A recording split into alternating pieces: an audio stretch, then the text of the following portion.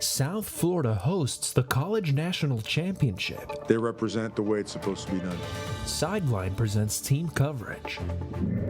Taking to the streets. And they're here cleaning up North Miami and keeping it beautiful. For the Martin Luther King Jr. Parade.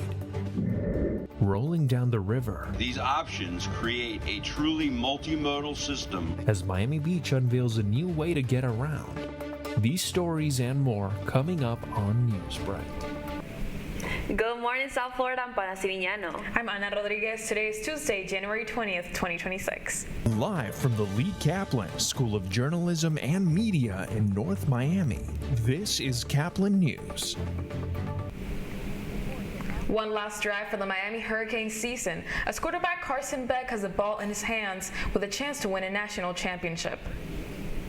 Before the Canes, no team had ever played before for a CFP championship in their home stadium. Sidelines Nicoletta Asper is in the control room with a look at the game and all the fan excitement. Miami's first trip to the national championship in over 2 decades ended Monday night in a hard-fought 27-21 loss at Hard Rock Stadium. The Hurricanes fought back behind Mark Fletcher, who scored 2 touchdowns to keep Miami in it, but Fernando Mendoza delivered a game-changing moment, breaking tackles and diving into the end zone on a 4th and 4. Down 6 in the final minute, Miami drove into Indiana territory with a chance to win, but a late interception sealed the game and gave the Hoosiers their first ever national championship. While the final result was decided on the field, the story of the day started earlier as fans kicked off the celebration at the tailgate and carried that energy all the way to the stadium gates. Before kickoff, the All-State Championship tailgate served as the official pregame spot, but without a ticket, fans weren't allowed in. So instead, Hurricanes and Hoosier fans turned a nearby parking lot into a tailgate of their own, keeping the energy going outside Hard Rock Stadium. It means a lot, you know. I went to University of Miami for school a long time ago, and, you know, it's good to be in this position for the national championship. For others, just seeing their team on this stage was something they never expected. It's unbelievable. I don't think anyone expected to, especially, you know, from my class, ever expected to be in this position. So, like, we're just grateful to be here. Something we'll all never forget. From the sound to the colors, fans from both teams made sure the build-up to kickoff was unforgettable. This right here is what college football fans live for. The atmosphere, you can feel it from the music, the food, the bands. It's exciting. Whether you're rooting for Miami or Indiana, this just proves that the championship game kicks off even before the first whistle. As kickoff got closer, the energy continued to build, especially for fans seeing this moment up close. For the championship to be in my home state, and where I was born and raised, right in my backyard. It's like Christmas morning, right? That part. For some fans, the emotion was impossible to hide. Oh my God, honestly, I'm getting goosebumps. It's honestly, like, incredible, over the moon. I don't think I'll be able to stop smiling. I don't think I'll be able to stop smiling. From the official tailgate to a parking lot full of passion, fans found a way to be a part of Championship Day, long before the opening kick. I'll be back in a few minutes with more on the big game and some news in the Dolphins coaching search. Anna, back to you. While many people spent the MLK holiday at home, others chose to give back. Volunteers gathered in North Miami to honor Dr. King's legacy through service. Caplin's Alejandro Marquina has the story. MLK Day is not only about honoring the civil rights leader, but also about helping out the community. Dozens gather here in North Miami to clean up the parks in a day of service. For many, it's normal to take the day off during MLK holiday. But for these folks, it's a day to give back. Many gathered yesterday morning in North Bay Shore Park located in North Miami for an annual community cleanup day. Residents, volunteers signed up on Eventbrite, and they're here cleaning up North Miami and keeping it beautiful. From students to seniors, people from all ages participated in this initiative hosted and promoted by North Miami Vice Mayor Cassandra Timothy, who emphasized the importance of service in this special day. Martin Luther King Jr. pretty much dedicated his life to service, and he pretty much gave us a mantra to serve others. And so today, throughout the entire nation, you know, community organizations and local governments are hosting their day of services to just give back to the community. Families volunteering were given food and coffee, as well as all the equipment needed to contribute to the cause. Families and their children help by cleaning and picking up trash like paper. plastic, and even the leaves from the trees to maintain the park. They say spending the holiday in service is the best way to keep Dr. King's message alive. And so it's a reminder to folks to just give back to humanity, to give back to your local community, to your churches, to your playgrounds, and do something that can better your community. As you can see, it was a day to celebrate the community and honor a legacy. Reporting for Caplin News, I'm Alejandro Marquina. And continuing with Martin Luther King Day, community members partner with United Way for a powerful day of service. Volunteers rolled up their sleeves yesterday to help beautify the Dorothy Bendros Meningel Social Institute located in Miami. From painting walls to landscaping the grounds, community members donated their time and effort as part of a day dedicated giving back.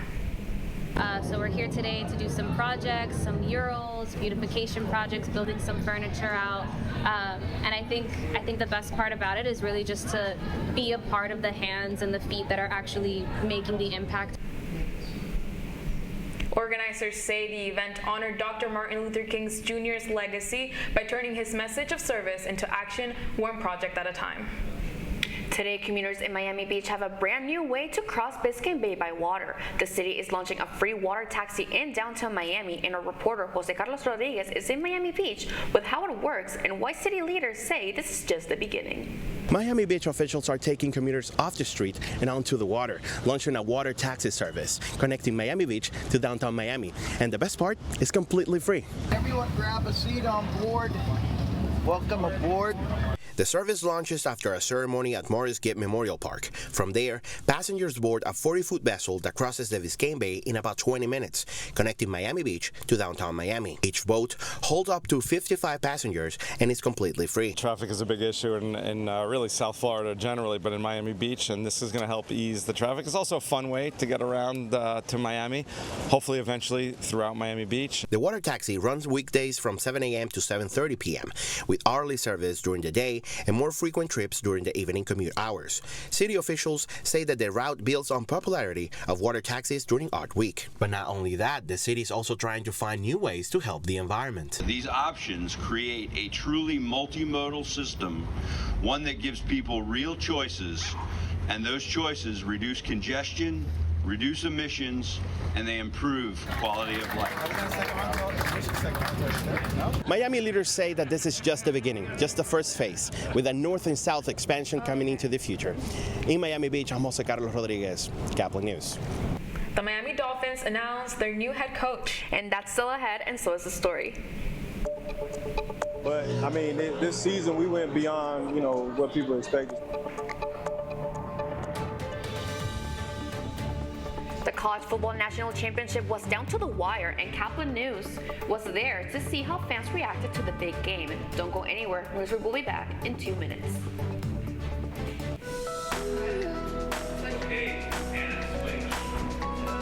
God, the punter didn't move. Thank God I had this on standby.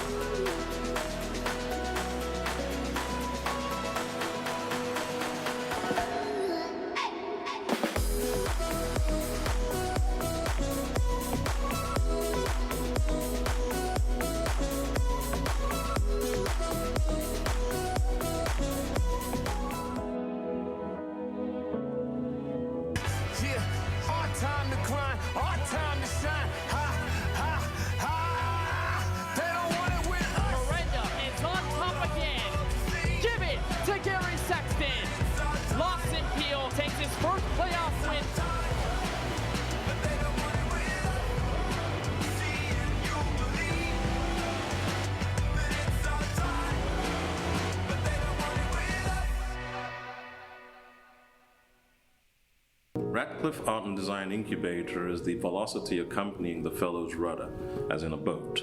Unless there is movement or action, the planned direction is of little consequence. We encourage the creative ideas into action, and from the experience of doing, we critically assess the feedback, adjust, and set out to rediscover the potentialities of an entrepreneurial mindset.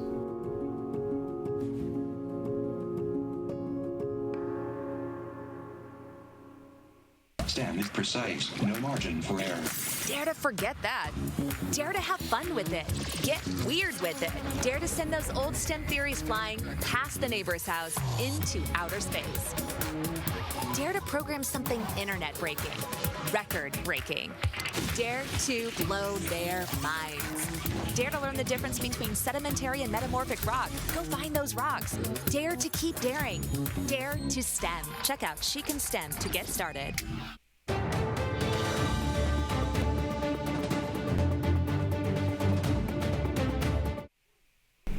It's time for Sideline. This morning we have Hoosiers and Hurricanes, highlights and high energy. Good morning, thanks for joining us. I'm Nicolette Esper, and today is a high stakes because they had a showdown between Miami and Indiana last night that went down to the final moments. Caplin News reporter Patrick Loper has more on the road to the championship buzzer. The road to the national title ends right here. One game, one champion, and history about to be made. The national championship finally kicked off with the Indiana Hoosiers against the Miami Hurricanes at Hard Rock Stadium. Indiana struck early, controlling the first half with steady drives and strong defense that kept Miami off of the scoreboard.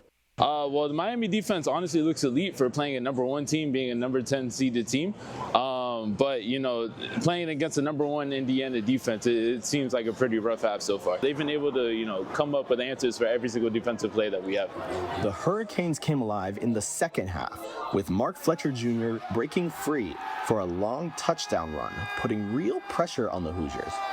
Down the stretch, both teams battled for every yard, with Indiana responding through key plays, led by quarterback Fernando Mendoza. Overwhelmed by emotion, and it's the pinnacle peak. It's like all season we've, you know, sometimes I've had these cookie cutter responses, a media trained response where it's been like, oh, on to the next game, on to the next play, and now we did it. So at that point, I think it was only fitting to kind of, you know, open the floodgates per se. In the end, Indiana captured the program's first ever national championship win, completing a perfect season with a 27-21 victory over Miami. Tough loss, but this season we went beyond, you know, what people expected, so I'm okay with it. I still feel great about the season. I feel like going forward, the program is headed in a direction, so Indiana was the better team today. They had the guts, the faith, and the trust to look at a place that was a complete mess and say, I'm going to be the person, I'm going to be a man of action, and I'm going to make things real, and I'm going to make the University of Miami a prominent program once again, and we're going to win, and we're going to win big. So Indiana may have taken the win, but Miami definitely put up a good fight during the national championship. Reporting for Caplin News, I'm Patrick Lober. Definitely a tough upset for the Canes fans, but Miami Dolphin fans might be a little happier today as they have a glimmer of hope because they named Green Bay Packers defensive coordinator Jeff Hafley as their new head coach. Hafley was the Packers DC for 2 seasons and led the team to 5th in yards allowed and 6th in points. Hafley was only the head coach position at the collegiate level, leading the Boston College Eagles to a record of 500 or more in 3 of his 4 seasons. Switching over to the court, the Heat faced the Warriors for the first time this year, resulting in an injury to one of their former teammates. In the third quarter, former Heat star Jimmy Butler collided with Davion Mitchell, resulting in a season-ending torn ACL injury. But despite Butler's exit, the Warriors dominated, with Brandy Pajimski scoring 24 points by the end, leaving the Heat with a final score of 112 and Warriors 135. And over on the ice, some good news. Matthew Tkachuk made his season debut in Sunrise last night. But some bad news, the Florida Panthers were against a surging San Jose Sharks team that entered winners of 4 of its last 6. After a scoreless first period, the Sharks bit the Panthers with 3 goals in the second. The Cats scratched back with 1 goal in the third, but the Sharks responded, leading to a final score of Sharks 4, Panthers 1. The Ice Cats hit the road to face the Winnipeg Jets Thursday at 8 p.m. Sharks ahead, 3-0. Ekblad, watched by Smith. Back to the line, a shot goes in. That one forced out, and now an open. And I'm Nicolette Esper. That's all the time we have for Sideline today. We'll be back with Anna and Paola after the break. A todos nos gusta cortar esquinas. Todo listo, gracias. cuando se trata de cruzar la carretera, es una esquina que no puede cortar. Siempre cruce en las intersecciones, use la señal del cruce peatonal y cuando cruce esté alerta. Asegúrese de que los conductores que se aproximan lo vean y tengan suficiente tiempo para detenerse. Los conductores no pueden cortar estas esquinas tampoco. Usted está obligado a detenerse para los peatones en los cruces peatonales. Es la ley. ¿De veras? Sí. Alerta hoy, vivo mañana. Es traído a usted por el Departamento de Transporte de la Florida. Haciendo planes eres el mejor. ¿Recuerdas los 90 minutos mejores planificados de tu vida? ¿O aquel aniversario sorpresa para las bodas de oro de tus padres? Te llevaste oro en planificación.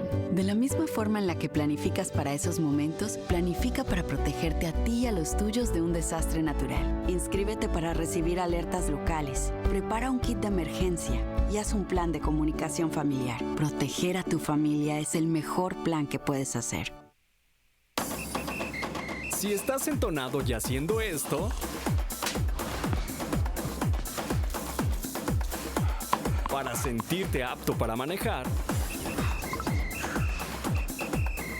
Z, W, X.